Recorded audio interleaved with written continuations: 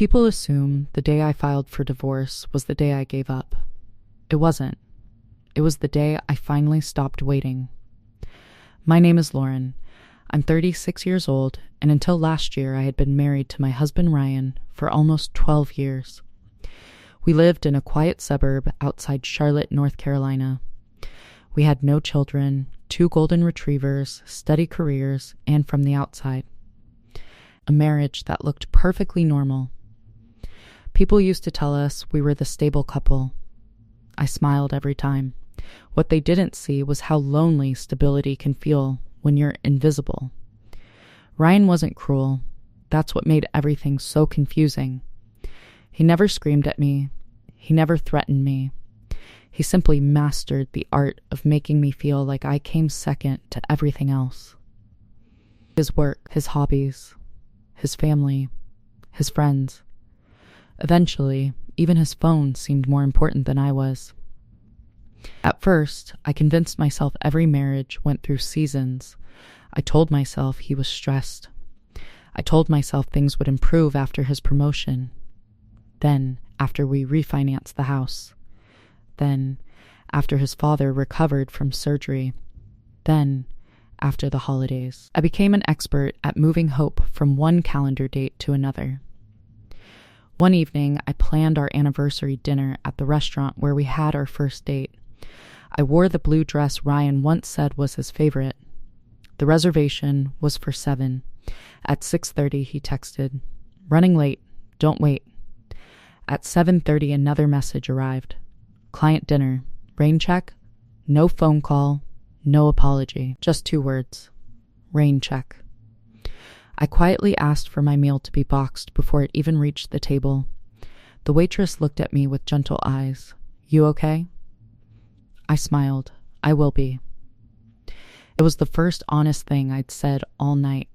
That wasn't the moment I decided to leave. It was simply another reminder that I had been eating alone inside my marriage for years. After that, I stopped chasing conversations. When Ryan came home late, I didn't interrogate him. When he forgot plans, I stopped reminding him. When he apologized with flowers instead of change, I thanked him politely but watched his actions instead of his words. The silence between us became impossible to ignore. One Saturday morning, he looked up from his coffee. "You've been different lately, I know. Are you mad?" "No, then what's wrong?" I looked at him carefully. "I'm tired." He laughed softly. Everyone's tired. He didn't understand. I wasn't tired from work. I was tired from carrying our entire relationship by myself. A few weeks later, my best friend Megan invited me to lunch. Halfway through our meal, she asked one question. "When was the last time Ryan made you feel chosen?" I opened my mouth. Nothing came out. I searched through birthdays, vacations, Christmas mornings, random Tuesdays. I couldn't find an answer. That silence said more than any complaint ever could. Instead of telling me to leave, Megan simply reached across the table. "You deserve to feel like someone's first choice." I drove home thinking about that sentence. Not because it was dramatic, because it felt unfamiliar. That night, Ryan spent 3 straight hours answering work emails from the couch while I watched a movie alone. We were sitting 6 feet apart. It felt like 600 miles. A month later, I scheduled an appointment with a therapist. I didn't tell Ryan. Not because I wanted secrets, because I wanted one space where my feelings weren't debated. Week after week, I learned something that changed my life. Healthy boundaries aren't punishments. They're invitations. An invitation to treat you with respect. And if someone refuses, that's information, not failure. For the first time in years, I asked myself a frightening question. What if nothing changes? Not next month. Not next year. Not ever. The answer scared me because I realized I already knew. One evening, I finally sat beside Ryan. "I think we need counseling." He barely looked away from his laptop. "For what?" "For us. I think we're fine. We're not." He sighed. "Lauren, every couple gets bored. I'm not bored. What are you then? I swallowed hard. Lonely, he closed the laptop with obvious frustration. I can't keep having the same conversation. I stared at him. Neither can I.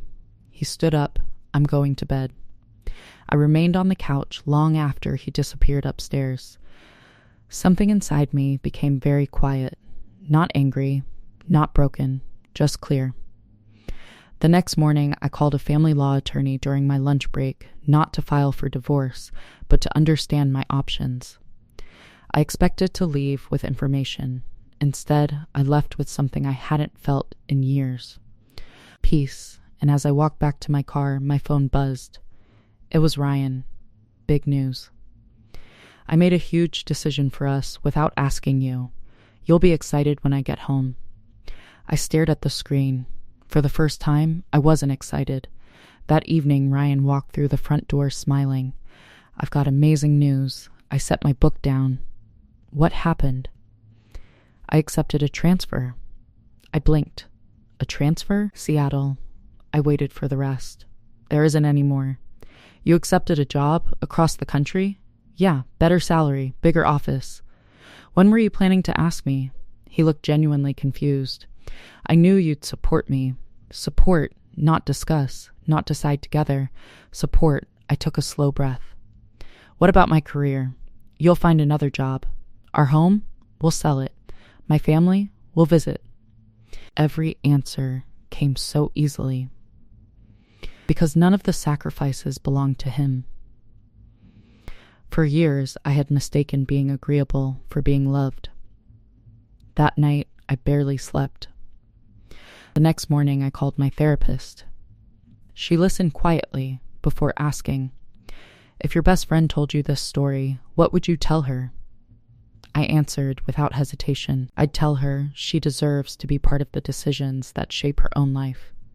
She smiled gently. Then maybe it's time to believe your own advice. A week later, Ryan asked if I had started packing. I haven't. Why? Because I'm not moving. He laughed. Come on. I'm serious. His smile disappeared.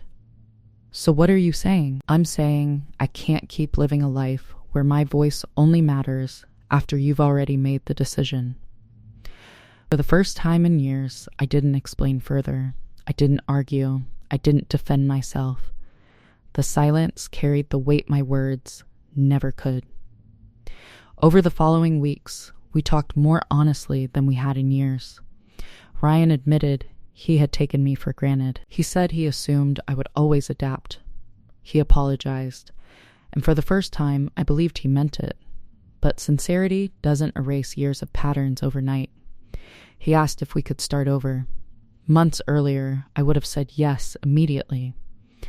This time, I asked myself a different question. Could I trust our future more than I missed our past? The answer came quietly. No, I wasn't leaving because I hated him. I was leaving because I had finally learned how to love myself. When I filed for divorce, there were no dramatic speeches, no slammed doors, no revenge, just signatures, conversations, tears, and acceptance. Friends kept asking if I felt angry. I didn't. I felt lighter. I rented a small townhouse close to my office. I painted the walls the warm cream color I had always wanted. I joined a Saturday morning book club. I visited my sister more often.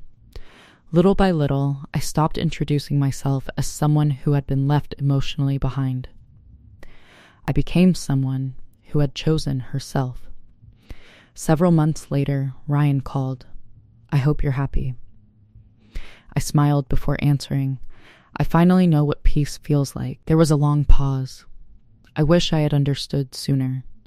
So do I. I meant it. Not because I wanted him back.